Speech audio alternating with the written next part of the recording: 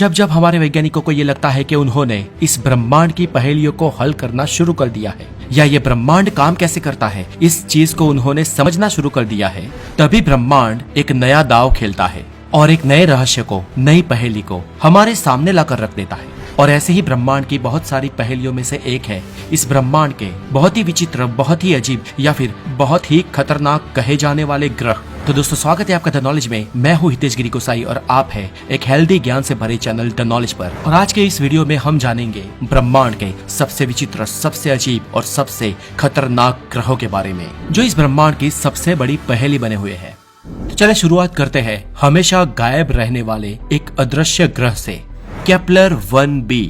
हमारी पृथ्वी से करीब 750 लाइट ईयर दूर ड्रेका कॉन्स्टेलेशन में लगभग हमारे गुरु से समान रूप के आकार वाला एक बड़ा प्लेनेट मौजूद है। दोस्तों, ये एक गैस जायंट है और इसकी खास बात यह है कि अगर आधुनिक उपकरणों का उपयोग ना किया जाए तो ये ग्रह कभी दिखेगा ही नहीं। जी हाँ दोस्तों, ये ग्रह शाह अंधेरों में गिरा रहता है और एक काले कोयले की तरह घूमता रहता है।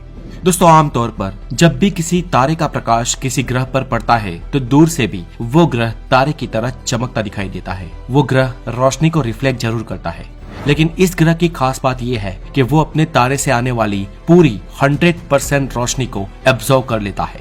हमारे वैज्ञानिकों का मानना है कि इस ग्रह पर विपुल मात्रा में स्ट्रेंज गैस मौजूद है और ये गैस इस ग्रह पर पड़ने वाली रोशनी को एब्जॉर्ब तो कर लेती है लेकिन रिफ्लेक्ट नहीं होने देती, और इसी कारण ये ग्रह इतना काला है, इतना इनविजिबल है। दोनों साइड से विपरीत वातावरण वाला एक एलियन प्लेनेट। दोस्तों, हमारी पृथ्वी से 20 लाइट ईयर दूर एक ऐसा ग्रह है जिसे कुछ हद तक हैबिटेबल कह सकते हैं, और वैज्ञानिकों को लगता है कि यहाँ पर एलियन होने की संभावना है। ग्रह का नाम है ग्लिट्ज 581c। पर दोस्तों, ये ग्रह हमारी पृथ्वी से काफी अलग है। ये ग्रह एक लाल तारे के चक्कर लगा रहा है, इसलिए इस ग्रह के सरफेस पर उसके वातावरण में सूरज का पूर्णतः लाल प्रकाश दिखाई देता है।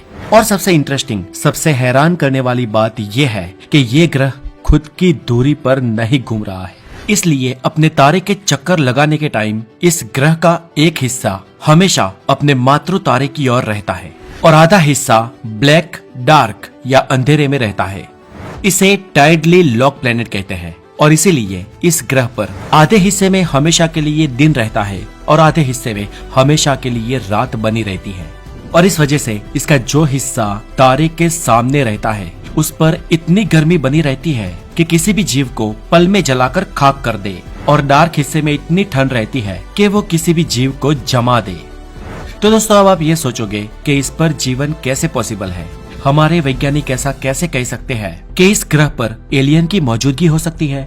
तो दोस्तों, दरअसल इस ग्रह पर एक हिस्सा ऐसा भी है जो ठंडी और गर्मी के बीच में है, जहां पर टेम्परेचर मध्यम या जीने लायक है। और इस ग्रह का ये बीच वाला हिस्सा उसके पूरे सर्कल में मौजूद है और इसे हैबिटेबल जोन कहेंगे। और ये हैबिटेबल जोन का पूरा विस्तार ऐसा है जहां पर हो सकता है कि जीवन पनप रहा हो। हमारे वैज्ञानिकों ने इस ग्रह पर कुछ टाइम पहले बहुत सारे सिग्नल भी भेजे हैं, बहुत सारे संकेत भी भेजे हैं, और कहा जाता है कि ये सिग्नल्स 2029 की साल तक वहां पर पहुंच जाएंगे। और अगर वहां पर कोई सभ्यता मौजूद है तो वो भी हमें सिग्नल जरूर भेजेगी। दोस्तों, हमारे ब्रह्मांड में एक ऐसा ग्रह भी है जिसका टेम्परेचर 439 डिग्री सेल्सियस तक रहता है। और ताज्जुब की बात ये नहीं, लेकिन बड़ी बात ये है कि इतना टेम्परेचर होने के बावजूद भी ये ग्रह पूरा बर्फ से ढका रहता है। नाम है ग्लिट्ज 436b, या फिर इस ग्रह का दूसरा नाम GJ 436b भी है। दोस्तों, ये ग्रह हमारे यूरेनस ग्रह से भी बड़ा है और अपने मातृ तारे के बहुत ही पास है।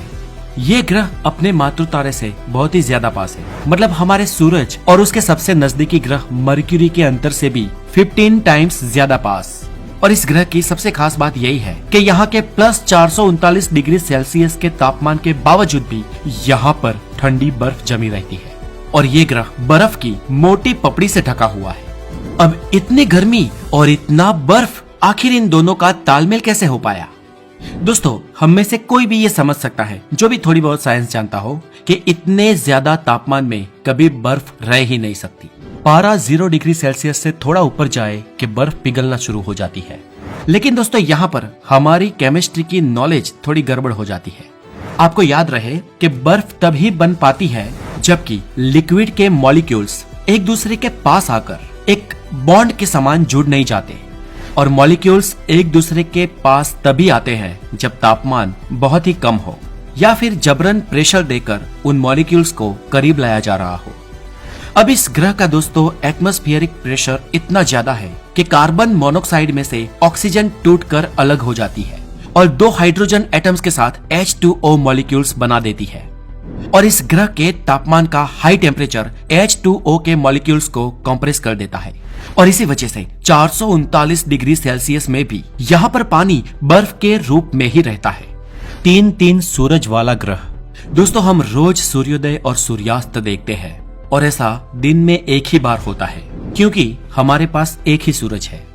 लेकिन क्या हो अगर सुबह सुबह एक सूरज उगे, फिर दूसरा सूर्योदय हो, फिर तीसरा सूरज उगे और फिर तीसरी बार सूर्योदय हो, ऐसे ही एक एक करके 3 बार सूर्यास्त हो। दोस्तों ऐसा ही कुछ होता है HD 188753 AB पर। ये ग्रह एक ट्रिपल स्टार सिस्टम में मौजूद है जहाँ पर 3 तारे हैं, और ये ग्रह 3 तारों का चक्कर लगाता है। और दोस्तों इसीलिए इस ग्रह की इसी खूबी के कारण इस ग्रह पर ब्रह्मांड के 3 सूर्योदय और 3 सूर्यास्त दिखाई देते हैं। हमारा अगला प्लेनेट है पूर्णतः एक पानी से बना हुआ ग्रह। दोस्तों मान लो कि आप पैसिफिक महासागर के बीचों बीच हो, तो आपको चारों ओर पानी ही पानी दिखाई देगा। ये महासागर तो इतना बड़ा है कि उस पर अगर आप प्लेन से जा रहे हो तो भी वहां से पृथ्वी के कर्वेशन में भी आपको पानी ही पानी नजर आएगा। लेकिन शुक्र है कि एक हद के बाद हमारे यहाँ जमीन मौजूद है। पर सोचो कि आप एक ऐसे प्लेनेट पे चले जाते हो जहाँ पर जमीन है ही नहीं, यानी कि इस पूरे ग्रह पर बस महासागर ही मौजूद है। ये पूरा ग्रह पानी का बना है, तो आपको कैसा महसूस होगा। GJ1214b ये ब्रह्मांड का एक ऐसा ग्रह है जहाँ पर चारों ओर बस पानी ही पानी मौजूद है। इस ग्रह पर जमीन है ही नहीं, और यहाँ के महासागर बहुत डीप है। थोड़ी बहुत छोटी सी लैंड है, लेकिन पानी के अंदर है, बहुत ही अंदर, और उससे हजारों किलोमीटर ऊपर तक बस पानी की ही सतह है। और इसकी इसी खूबी के कारण इस ग्रह को हमारे वैज्ञानिकों ने द वाटर वर्ल्ड नाम दिया है। पृथ्वी का जुड़वा ग्रह। पृथ्वी से 400 लाइट ईयर दूर केपलर 438b नाम का एक प्लेनेट है, और इस ग्रह की खास बात यह है कि ये ग्रह पृथ्वी से बहुत हद तक समान है। वैज्ञानिक ब्रह्मांड के अन्य ग्रहों से पृथ्वी की समानता अर्थ सिमिलैरिटी इंडेक्स के द्वारा तय करते हैं, और इस इंडेक्स के अनुसार 1 मतलब पूरी तरह से समान होना और 0 मतलब बिल्कुल भी समान ना होना। और इस ग्रह का पृथ्वी के साथ समानता का इंडेक्स 0.88 है, और इसलिए ये ग्रह समुद्र, जमीन और कई हद तक जीवन के मामले में भी पृथ्वी से समान हो सकता है। साइंटिस्ट ये अंदाजा लगाते हैं कि यहाँ पर एलियन लाइफ होने की संभावना है। The lonely planet. दोस्तों आमतौर पर हमारे ब्रह्मांड में ग्रह जो होते हैं वो ग्रह माला में होते हैं, और ज्यादातर ग्रह अपने साथ ही अन्य ग्रहों के साथ अपने तारे की, अपने सूरज की परिक्रमा करते हैं। लेकिन हमारे ब्रह्मांड में एक लॉनली प्लेनेट भी है। ये ग्रह किसी भी ग्रह की या किसी भी तारे की परिक्रमा नहीं करता है। ये ग्रह ब्रह्मांड के वीरान कोनों में अकेला ही घूम रहा है, और इस लॉनली प्लेनेट का नाम है CFBD-SIR 21490403। पता नहीं ये साइंटिस्ट इतना बड़ा नाम क्यों देते हैं, लेकिन ये ग्रह हमारे ब्रह्मांड में बिल्कुल वीरान, बिल्कुल अकेला है, और इसलिए इस ग्रह पर हमेशा अंधकार बना रहता है। अगर आपको इस ग्रह की सरफेस पर जाना हो तो आपको लाइट की आवश्यकता जरूर पड़ेगी। ये ग्रह हमसे 140 लाइट ईयर दूर है। इस ग्रह का आकार भी बहुत बड़ा है, हमारी पृथ्वी से भी बहुत बड़ा, और साइंटिस्ट ये मानते हैं कि इस ग्रह के बड़े आकार और ग्रेविटेशनल फोर्स की वजह से हो सकता है कि ये अपने सोलर सिस्टम से बिछड़ गया हो, और ये भी हो सकता है कि इस ग्रह पर बहुत ही ज्यादा मात्रा में हैवी और इम्पोर्टेंट एलिमेंट्स मौजूद हो। वैज्ञानिकों का मानना है कि इस ग्रह की उम्र करीब 3 अरब साल हो सकती है।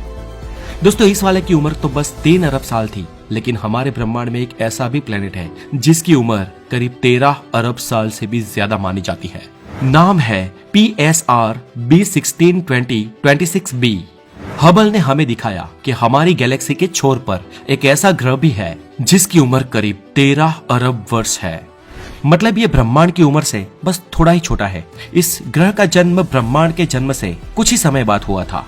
और ये ग्रह अब तक का हमने खोज निकाला ब्रह्मांड का सबसे बूढ़ा और पुराना ग्रह है। ये हमारी पृथ्वी से भी करीब 8.5 अरब साल पुराना है। ये ग्रह हमारी पृथ्वी से 12,450 प्रकाश वर्ष दूर है और इसकी डेंसिटी, इसका घनत्व हमारे गुरु ग्रह से दोगुना है। एक ऐसा ग्रह जहाँ होती है कांच की बारिश।